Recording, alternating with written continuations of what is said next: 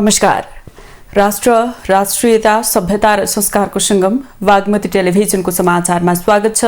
म रेखा श्रेष्ठ। प्रारम्भमा मुख्य समाचार। सहमतिपूर्वक सीट बाँडफाँड सम्पन्न गर्न सबै दलहरू लचिलो हुनुको विकल्प नरहेको सञ्चार तथा सूचना मन्त्री कार्कीको भनाई। सत्ता गठबन्धनबीच सीट बाँडफाँडमा सक्कस। निर्वाचन आचार संहिता कडाइका साथ लागू गर्न एमाले नेता नेमुवाङको माग। निर्वाचन आयोगले अव्यावहारिक काम गरेको भन्दै पुनर्विचार गर्न पनि ध्यानाकर्षण। जनताको क्रय शक्ति बढाउन आवश्यक रहेको ऊर्जा, जलस्रोत तथा सिंचाई मन्त्री भूषालको भनाई। देशको करिब 95% जनतामा विद्युत पहुँच पुगेको दावी। दिवंगत बेलायती महारानी एलिजाबेथको शव एडिनबर्ग दरबार परिसरमा। सेप्टेम्बर 19 बिहान महारानी एलिजाबेथको अन्त्येष्टि वेस्टमिनिस्टर हलमै गरिने। र एन्फा अध्यक्ष नेमुवाङ र फिफा अध्यक्ष इन्फान्टिनोबीच भेटवार्ता। एन्फाको वर्तमान कार्य समिति फुटबलको विकासका लागि प्रतिबद्ध रहेको भन्दै फिफासँग थप सहयोगको अपेक्षा।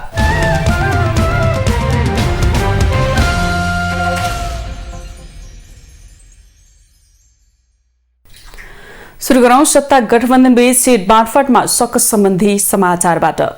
सञ्चार तथा सूचना प्रविधि मन्त्री ज्ञानेन्द्र बहादुर कार्कीले सहमतिपूर्वक सीट बाँडफाँड सम्पन्न गर्नका लागि सबै दलहरू लचिलो हुनुको विकल्प नरहेको बताउनु भएको छ। सोमबार प्रधानमन्त्रीको सरकारी निवास बालुवाटारमा बसिरहेको सीट बाँडफाँडका लागि शीर्ष नेताहरूको छलफलका क्रममा सञ्चारकर्मीहरूसँग कुराकानी गर्दै मन्त्री कार्कीले निर्णयको नजिकमा सहमतिपूर्ण तरिकाले छलफल भइरहेको र बैठकको अवस्था सकारात्मक रहेको बताउनुभयो। उहाँले बैठकमा द्विपक्षीय, त्रिपक्षीय र सामूहिक रूपले छलफल प्रारम्भ भएको जानकारी दिनुभयो। मन्त्री कार्कीले दलहरूको आफ्नो आफ्नो अडान कायम रहेको भन्दै दलहरूका अडानमा सूक्ष्म ढंगले विश्लेषण भइरहेको बताउनुभयो। सबैले लचिलो हुनुको विकल्प छैन, तथापि पनि दलहरूको आफ्नो अडान छ र ती अडानमा हामीले अलिकति सूक्ष्म ढंगले नै विश्लेषण गर्दै अगाडि बढेको अहिलेको अवस्था छ। मन्त्री कार्कीले केही निर्वाचन क्षेत्रमा सबै दलहरूले आफ्नो आफ्नो दाबी गरेका कारण उम्मेद्वार टुङ्गो लगाउन छलफल भइरहेको बताउनुभयो। आगामी प्रदेश र प्रतिनिधि सभाको निर्वाचनका लागि सत्तारूढ गठबन्धन भित्रका 5 दलबीच सीट बाँडफाँडको टुङ्गो लगाउन लामो समय यता बैठक र छलफल चलिरहेको छ।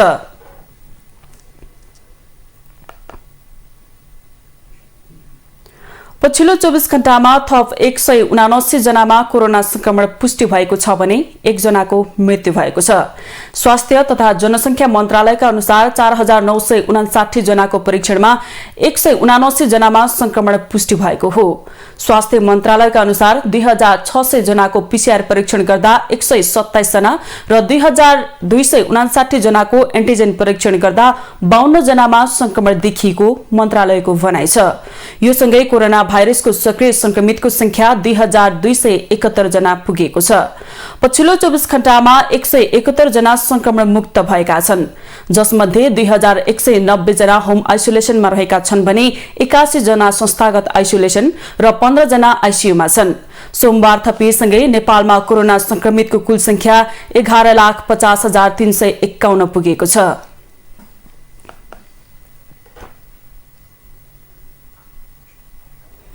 स्वास्थ्य तथा जनसंख्या मन्त्रालयले डेंगीबाट बच्न कर्मचारीहरूलाई पूरा बाहुला भएको कपडा लगाउन अनुरोध गरेको छ। मन्त्रालयले सोमबार सूचना जारी गर्दै डेंगी रोगको प्रकोप बढेसँगै यसबाट बच्न सावधानी अपनाउन सम्पूर्ण कर्मचारी एवं सार्वजनिक, सामुदायिक र निजी क्षेत्रमा कार्यरत सम्पूर्ण कर्मचारीलाई विशेष अनुरोध गरेको हो। स्वास्थ्य मन्त्रालयका सहप्रवक्ता डाक्टर समीर कुमार अधिकारीले डेंगी रोग लाग्न नदिन सबैभन्दा उत्तम उपाय लामखुट्टेको टोकाइबाट जोगिनुपर्ने बताउनु भएको छ। प्राय दिनको समय, विशेष गरी बिहान र बेलुकाको समयमा सक्रिय रहने एडिस जातको लामखुट्टेको टोकाइबाट डेंगी रोग लाग्ने हुनाले डेंगी संक्रमणको जोखिम कम गर्न कार्यस्थल वरिपरि निरन्तर सफा राख्न, कार्यालय समयमा पूरा बाहुला भएको पोसाक अनिवार्य लगाउन मन्त्रालयले आग्रह गरेको छ।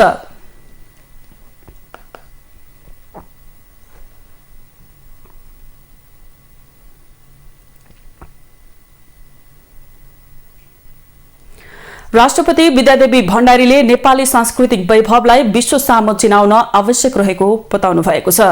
सोमबार काठमाडौँमा राष्ट्रिय कविता महोत्सव 2079 का विजेता कविहरूलाई पुरस्कार वितरण गर्दै राष्ट्रपति भण्डारीले परापूर्व कालदेखिका ज्ञान ग्रन्थ र विज्ञानको महत्वलाई उजागर गर्न आवश्यक रहेको बताउनुभयो।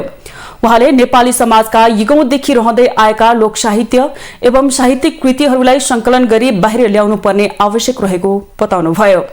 उहाँले नेपाली सृजनाहरू पनि विश्व साहित्यको उत्कृष्ट कोटीमा पर्न सक्छन् भन्ने कुरालाई अनुवाद मार्फत विश्व सामु पुर्याएर प्रमाणित गर्नु आजको आवश्यकता रहेको बताउनुभयो।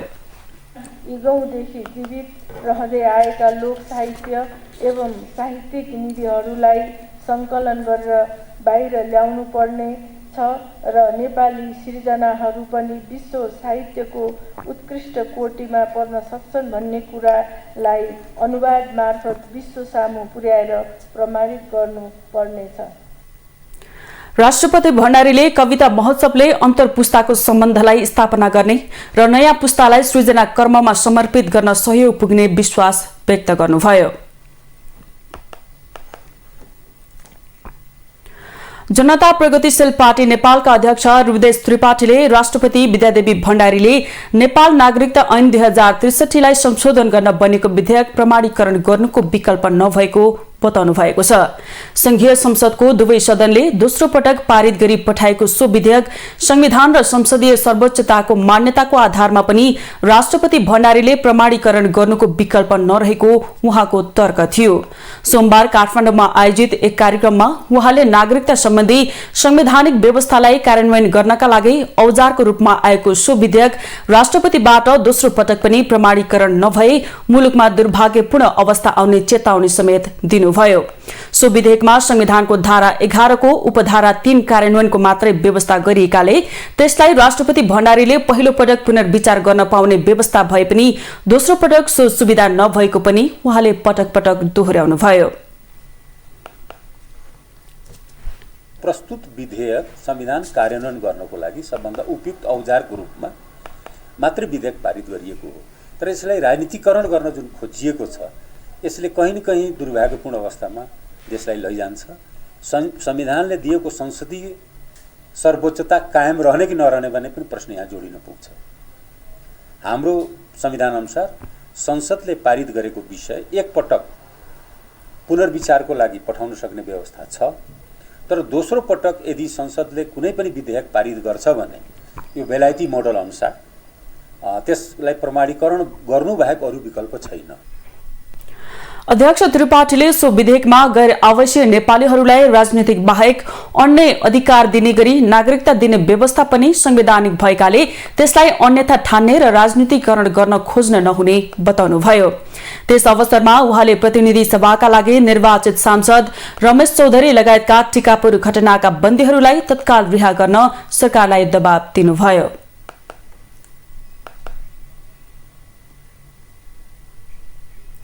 समाचारमा एकैछिन विश्राम।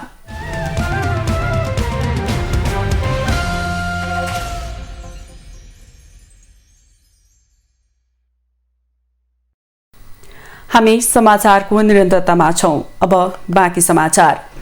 प्रमुख निर्वाचन आयुक्त दिनेश कुमार थपलियाले स्थानीय तह निर्वाचनमा खर्च विवरण नबुझाउने उम्मेद्वारले प्रदेशसभा र प्रतिनिधि सभा निर्वाचनमा उम्मेद्वार बन्न नपाउने बताउनु भएको छ। सोमबार काठमाडौँमा आयोजित कार्यक्रममा उहाँले स्थानीय चुनावका 1,15,000 उम्मेद्वारले खर्च विवरण नबुझाएकाले कारवाही गर्नुपर्ने बताउनुभयो। उनीहरूलाई 5 लाख रुपैयाँ जरिवाना र 6 वर्षसम्म उम्मेद्वार हुन नपाउने गरी कारवाही गर्न सकिने भन्दै थपलियाले कारवाहीमा परेपछि असोज 2 र 3 गते हुने समानुपातिक बन्द सूचीमा रहन नपाउने बताउनुभयो। 23 गतेको प्रत्यक्षमा समेत उम्मेद्वार मनोनयन हुन नपाउने उहाँको भनाइ छ। स्थानीय चुनाव जितेकाहरूले पनि खर्च विवरण नबुझाएको भए कारवाही हुने प्रमुख आयुक्त थपलियाले बताउनुभयो। स्थानीय चुनावमा खर्च विवरण नबुझाउनेहरूलाई कारवाहीको विषयमा आज निर्णय हुने उहाँले जानकारी दिनुभयो।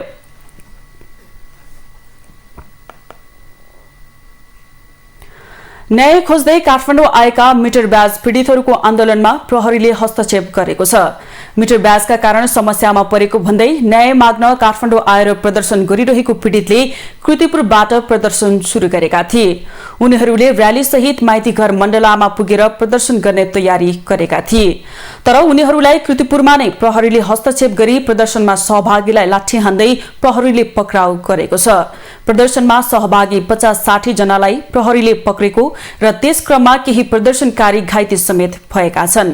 प्रदर्शनमा सहभागी भएका कुलबहादुर थापाको टाउको फुटेको मिटर ब्याज पीडितहरूले बताएका छन्।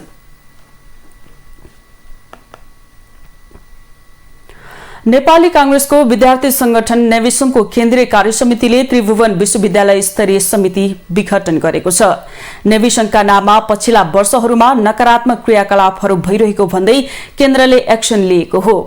अर्को घोषणा नहुन्जेल नेविसंघको नाममा कुनै वक्तव्य निकाल्न नपाइने, केन्द्रसँग अनिवार्य अनुमति लिनुपर्ने, कुनै निर्णय गर्नुपर्ने व्यक्तिगत लहरबाजीमा नभई आपसी सहमतिमा लिनुपर्ने केन्द्रको निर्णय छ। संघका अध्यक्ष दुजाङ शेर्पाले विश्वविद्यालयमा भइरहेका कतिपय गतिविधिले संगठनको मर्यादामा असर परेकाले कदम चालेको बताउनुभयो।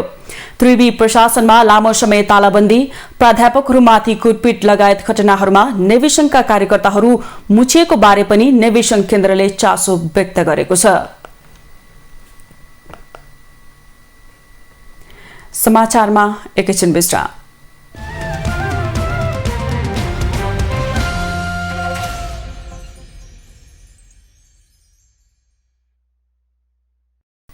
हामी समाचारको निरन्तरतामा छौं। अब बाँकी समाचार।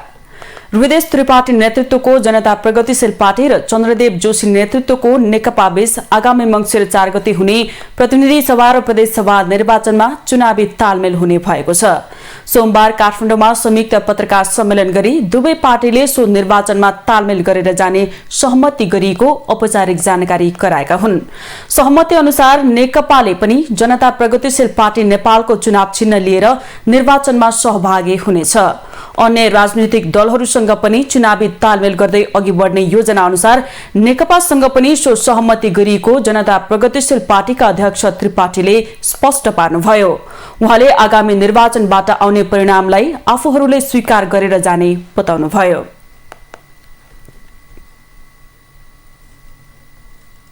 मैले भनिहालेँ, हामी आगामी निर्वाचनमा अन्य राजनीतिक दलहरूसँग पनि सहमति गर्दै हामी अगाडि तालमेल गर्दै अगाडि बढ्छौँ र निर्वाचनका हरेक नतिजालाई जनताले दिएका जनादेशलाई हामीले सहर्ष स्वीकार गर्छौँ। पत्रकार सम्मेलनमा नेकपाका अध्यक्ष चन्द्रदेव जोशीले समान विचारधारा भएकाले आफूहरूले आगामी निर्वाचनमा तालमेल गरेर जाने निर्णय लिएको बताउनुभयो। उहाँले निर्वाचनपछि आउने नयाँ राजनीतिक परिस्थितिलाई सामना गर्न पनि आफूहरूबीच सहमति रहेको बताउनुभयो। संघर्षको कुन दिशा हुन्छ, त्यसपछि कुन किसिमले संघर्ष अगाडि चलाउनु पर्ला, हामी दुई पार्टीहरूको संघर्ष जनतामा जाने कार्यक्रमहरू पनि संयुक्त रूपमा हुनेछन्। दुवै पार्टीको सहमतिमा मात्रै प्रतिनिधि सभा र प्रदेश सभाको प्रत्यक्ष तथा समानुपातिक उम्मेद्वारहरूको नामावली तय गर्ने पनि सहमति पत्रमा उल्लेख गरिएको छ।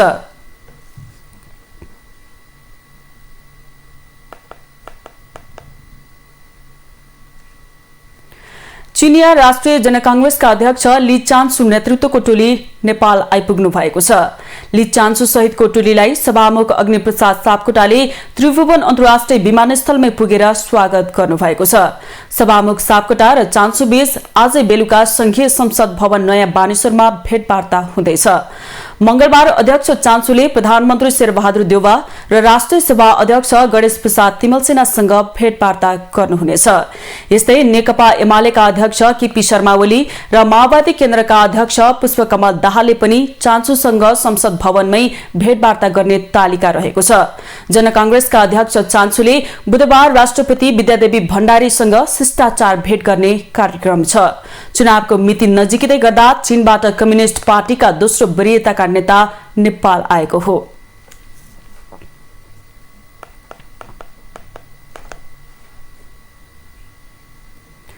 एक दशक अघिसम्म मुख्य नगदे बालीको रूपमा स्थापित अदुवा खेती पुनः व्यावसायिक रूपमा सुरुवात गरिएको छ।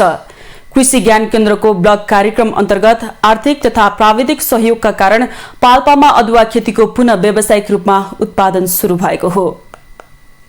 केही वर्ष अघिसम्म अदुवा खेतीको बजार राम्रो भए पनि भारतीय अवरोधको कारण अदुवा खेती छाडेका पाल्पाका कृषकहरू कृषि ज्ञान केन्द्रको ब्लक कार्यक्रमबाट उत्साहित भएका छन्। प्रदेश सरकार अन्तर्गत कृषि ज्ञान केन्द्रको आर्थिक तथा प्राविधिक सहयोगमा स्थानीय सहकारीहरूको समन्वयमा पूर्वखोला बगनासकली गाउँपालिकामा व्यावसायिक रूपमा खेती शुरू गरिएको छ।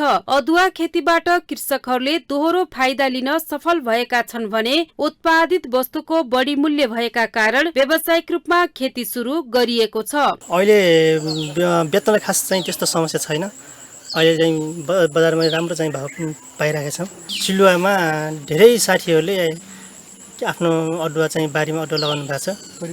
अहिले त मैले पहिला पनि बेसी लगाएको थिएँ अदुवा लगाएर पनि मैले बिपट्टै पनि बेचेँ। 40-50 मिनटसम्म पनि मैले बेचेँ बजार भाव पाउँदा। स्थानीय हात्तीले कृषि सहकारीका 200 सदस्यहरूले गरेको व्यावसायिक रूपमा अदुवा खेतीको प्रभाव सिङ्गो सिलुवा गाउँमा परेको छ। उत्पादन वृद्धि गर्न यान्त्रिकरणमा सहयोग गरेको सहकारीको संस्थागत विकासमा टेवा पुगेको छ। सिलुवाका धेरै सदस्यहरू अब करिब हाम्रो 202 घर परिवारले यस्तो अदुवा खेती चाहिँ लगाइरहेको छ। अहिले पहिला पनि यस्तो त भएको देखिन्थ्यो, तथापि अहिले आएर यो जमातमा यो कृषि ज्ञान केन्द्रको यो ब्लक कार्यक्रमले गर्दाखेरि अलि ठुलो रूपमा पनि उत्पादन गरेको पाइन्छ।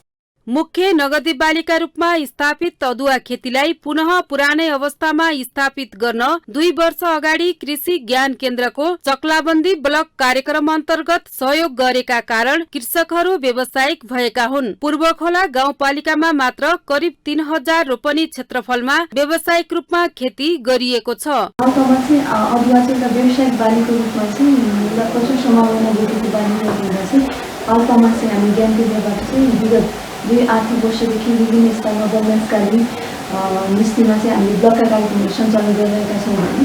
अदुवासँगै मकैको राम्रो खेती गरेका कृषकहरूले बेसार पिडालुको समेत खेती गरेका छन्। अदुवा उत्पादनसँगै प्रशोधन स्थापनाका लागि सरकारले पहल गरेको खण्डमा पाल्पामा विदेशी मुद्रा भित्र्याउने बलियो सम्भावना देखिन्छ। त्यसका लागि सरकारले स्पष्ट कृषि नीति बनाउन जरुरी देखिन्छ।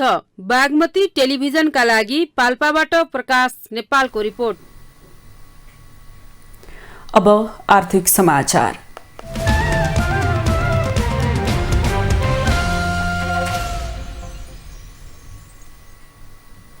शेयर बजार सोमबार पनि घटेर बन्द भएको छ। लगातार 6औं दिन बजार घटेको हो। शेयर बजार परिसूचक नेप्से 13.54 अंकले घटेर 1912.74 अंकमा झरेको छ। म्युचुअल फण्ड बाहेक सबै समूहको शेयर घटेकोमा बीमा माइक्रो फाइनान्स र जलविद्युत समूहको शेयर उच्च अंकले ओह्रालो लागेको छ। 225 वटा कम्पनीको 26,13,540 किता शेयर 83,16,03,651 रुपैयाँमा कारोबार भएको छ।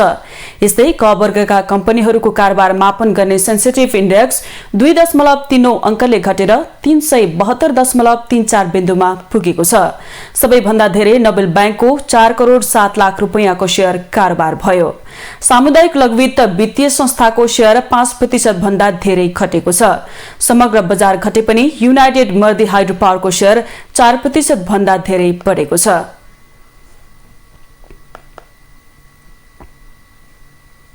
अब अन्तर्राष्ट्रिय समाचार।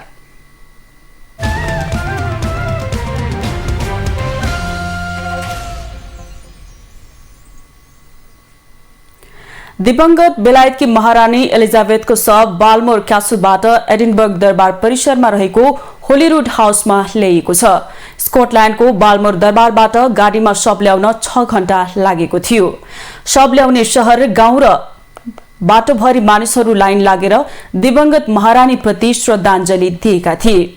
बिरामी अवस्थाकी महारानी आरामका लागि स्कटल्याण्ड गएको बेला त्यही नै उहाँको निधन भएको थियो।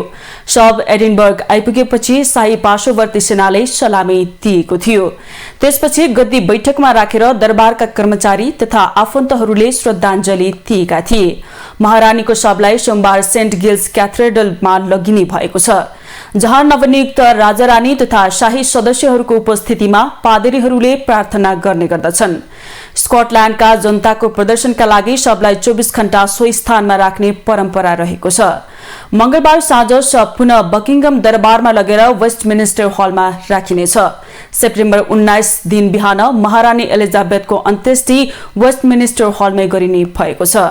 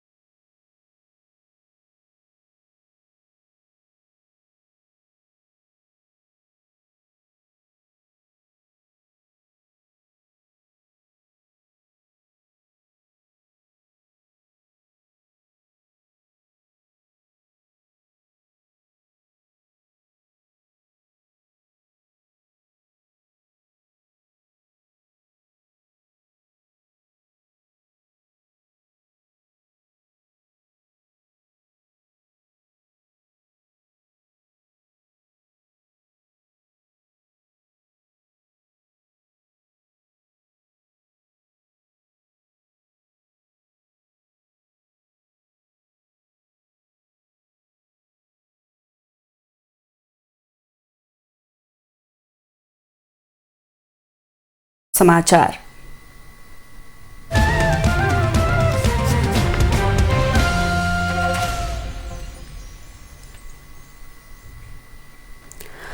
अखिल नेपाल फुटबल संघ एन्फाका अध्यक्ष पंकज विक्रम नेमाङले विश्व फुटबलको सर्वोच्च निकाय फिफाका अध्यक्ष जियानी इन्फान्टिनोसँग भेटवार्ता गर्नुभएको छ।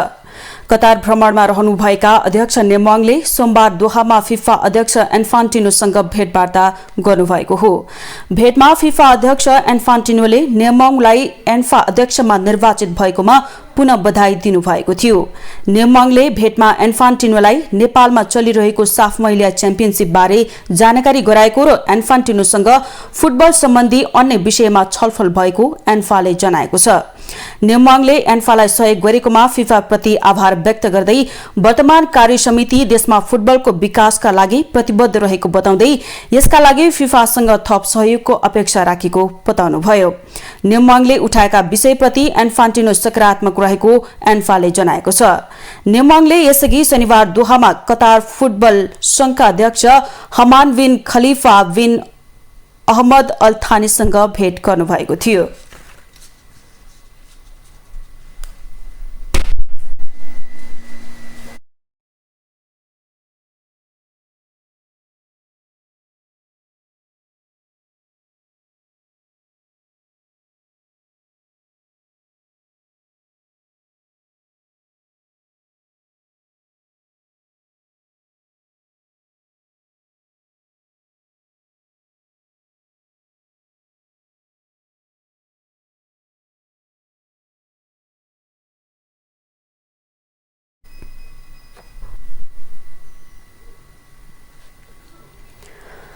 नेपालले घरेलु मैदानमा जारी 6औं संस्करणको महिला साफ च्याम्पियनशिप फुटबलको सेमी फाइनलमा स्थान बनाएको छ।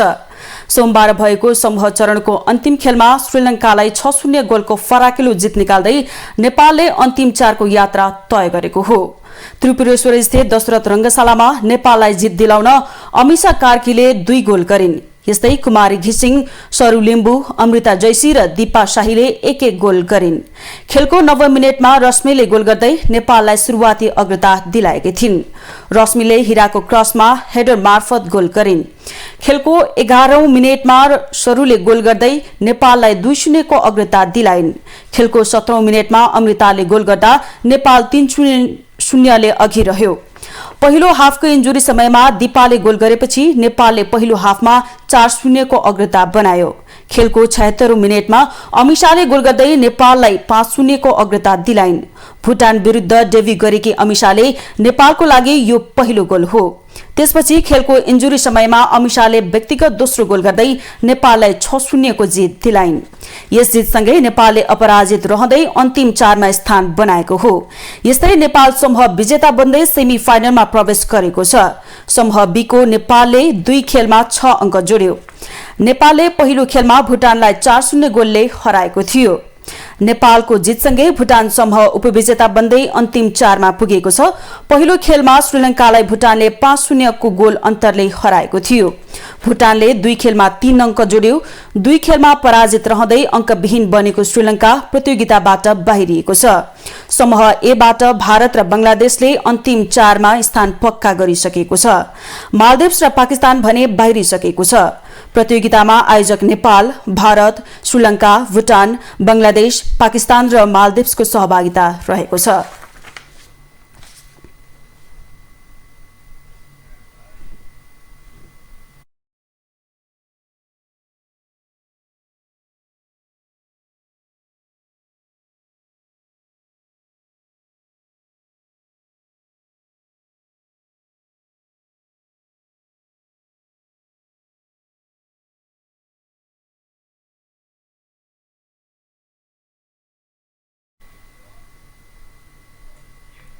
अब मौसम सम्बन्धी जानकारी।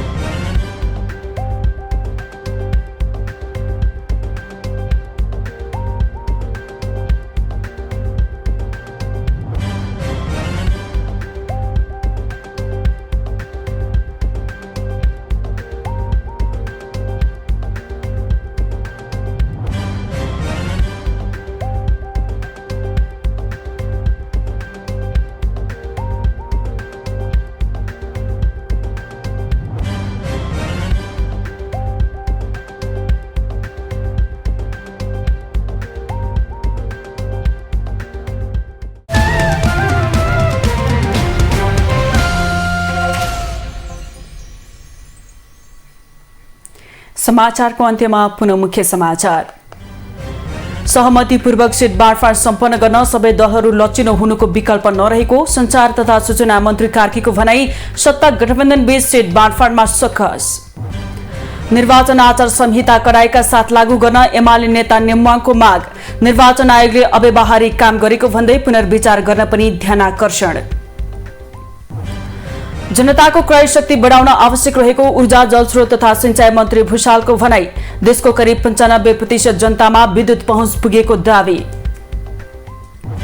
दिवंगत बेलायती महारानी एलिजाबेथको शव एडिनबर्ग दरबार परिसरमा।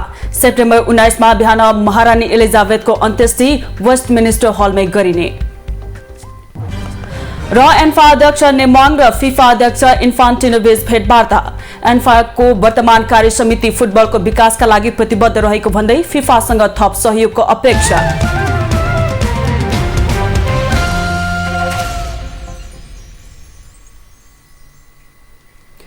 राष्ट्र, राष्ट्रियता, सभ्यता र संस्कार संरक्षणमा समर्पित बागमती टेलिभिजनमा प्रसारण भइरहेको समाचार अहिलेलाई यति नै। हेर्दै रहनुहोला बागमती टेलिभिजन। नमस्कार।